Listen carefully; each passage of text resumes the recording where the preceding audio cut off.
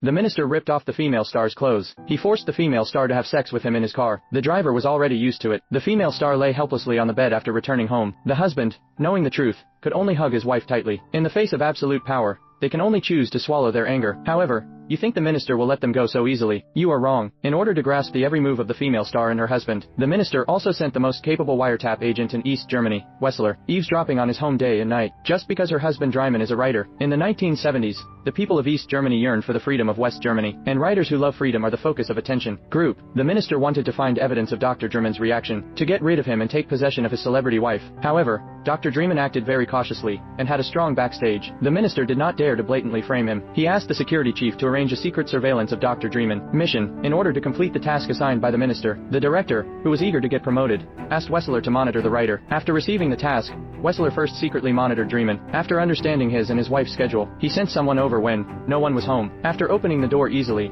they began to set up monitoring equipment. All key locations in the house were equipped with monitoring devices. A surveillance camera was also installed at the door of the apartment. The monitoring room was set up in the attic on the roof. After everything was arranged, Wessler lurked like a hunting beast in the writer's side. Dreimann was going to hold a party at home that night. Many friends in the circle would come to attend. Among them were some so-called activists. Wessler knew this was a good opportunity to eavesdrop. It was easy to find some reactionary remarks through their conversation. Wessler soon got his reward. Everyone knows about your dealings with the secret police. You are such a spineless person. Stop it. Hauser. Dreimann's friends couldn't stand a man who kowtowed to the powerful. Their quarrel made Wessler pay attention to this man named Hauser. After completing the first day of monitoring mission, Wessler handed the report to the director. Unexpectedly, he learned a piece of news that shook his worldview. He saw a car sending a female star home in the surveillance report, but the director told him that he had deleted that part because the car belonged to the minister. Their surveillance could not affect the leaders, and the real reason why the minister was monitoring the writer was to attack the writer in order to bring down the big man behind the writer. Then the minister's career will be further advanced. Although the director also promised to give Wessler a promotion and a raise, but this shook Wessler's consistent belief. Wessler has been like a machine without emotion for many years. Work. This was the first time he knew that the top brass would use such despicable means, but the work had to continue. That night, the minister called the female star to the car again. He once again forcibly took over her body in the car. Wessler saw the minister's car drive to the bottom of the apartment building. He immediately understood everything, so he answered the doorbell of Dreimann's house. When he heard the doorbell ring, he thought his wife didn't bring the key, so he went out to open the door for her. Dreimann happened to see his disheveled wife coming out of the minister's car. The wife went home and secretly took the contraceptive pill. Looking at his helpless wife, Dreimann just held her tightly in his arms. Dreimann did not get angry as Wessler imagined. He just calmly comforted his wife. This kind of tolerant love seemed to make Wessler feel at home. He fell asleep for the first time while being monitored. Wessler called the paid service after returning home. He tried to understand the feelings of the Dreimanns, but the woman left immediately when the time came. She would never waste time talking about feelings with him. Wessler, helpless, took advantage of the Dreimanns' absence to sneak in again. He looked at every detail in the room. He tried to find the feeling that moved him. Wessler took a progressive book to read. In the book he felt the feeling of freedom for the first time. That day Dreimann received a phone call. On the phone he learned that his good friend had committed suicide. Dreimann bids farewell to his friend with a piano piece, and Wessler is also immersed in the music. Seeing that continuous monitoring has no effect, the minister ordered the director to speed up the process. It's time for the female star to meet the minister privately again. Dreimann confronted his wife and begged her not to go, but his wife knew, if she didn't go tonight, then her husband and herself would be ruined. Wessler listened to their conversation quietly. He realized that they were all individuals who were powerless to fight against the system. He didn't even notice that it was time to change shifts. Wessler came to the bar to calm down. I didn't expect that a female star would also come here to drink. Wessler mustered up the courage to take the initiative to talk to her, but this is an absolutely prohibited violation. Wessler no longer cares about these.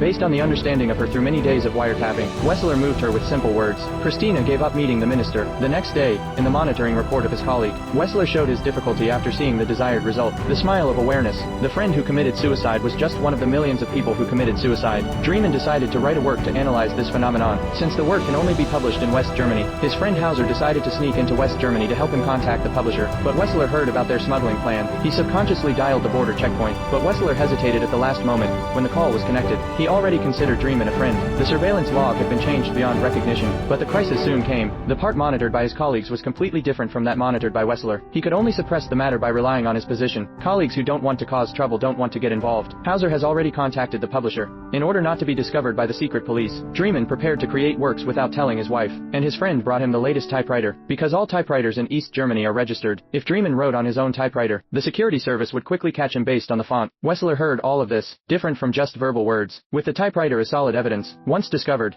there will be no room for maneuver. Wessler knew that he could no longer help them hide it. He immediately took the report to the director's office. This major achievement was enough to completely destroy Dreimann. Before Wessler could report the situation to the director. The director showed him the latest imprisonment rules for intellectuals. People with different personalities will be punished in a targeted manner. If the new rules are followed, then Dreamin will definitely become a psychopath after he is released from prison. Looking at the director's proud introduction, Weisler backed out in his heart. What about Dreamin? There is no special situation with him. I think the scale of surveillance can be reduced.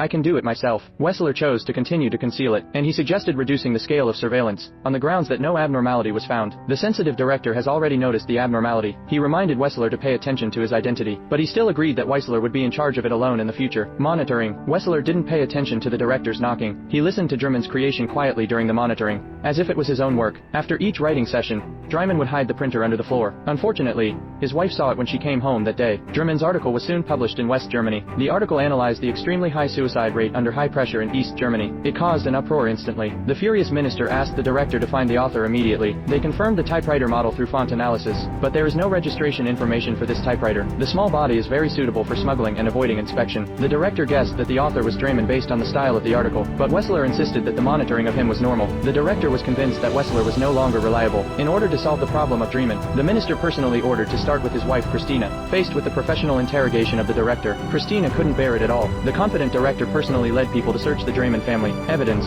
and Weisler suddenly heard the noise in the wiretap. It was then that he realized that the director no longer trusted him. The security bureau searched Dreamin's house carefully. Even the sofa was cut for inspection. Weisler in the monitoring room was also extremely nervous. Once the typewriter was found, Dreamin and himself would fall into the abyss, but after a careful search, they did not find the typewriter under their feet. It seems that Christina did not tell them the location of the typewriter. Weisler's heart was temporarily relieved. This result surprised the director. The next day he called Weisler to his office. The director asked him to interrogate Christina. He claimed that this was Weisler's last chance. Weisler, unable to resist, had no choice but to interrogate. As a top interrogation expert, he broke Christina's heart with just a few words. Defense line. Christina could only tell the location of the typewriter. The director was very satisfied with the result. He released Christina. The director brought people to search for the typewriter again. This time he was going to open the floor directly. Christina, unable to face her husband, ran out of the house. When the director opened the floor, I found out there was no typewriter here. Even Dreamin was surprised. But at this moment, Christina ran out of the house and chose to commit suicide. She didn't know that the typewriter had been taken away by Weisler in advance. The security bureau ultimately found no evidence against Dreamin, and Weisler ended his career. You will be exposed. You will be in charge of opening letters in the basement until you retire. 4 years and 7 months later, while opening the letter,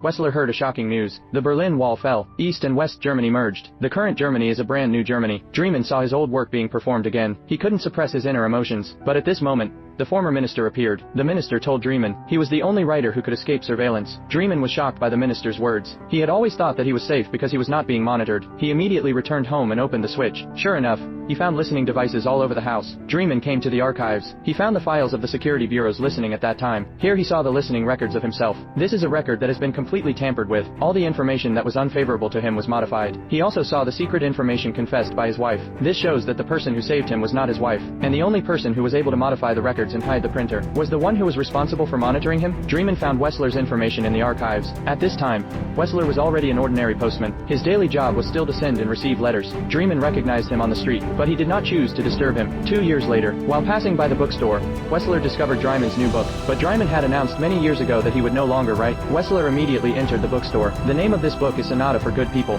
Weisler opened the cover. My former code name suddenly appeared before my eyes. Do you need to wrap up the 29.8 yuan? No. This is a gift for me.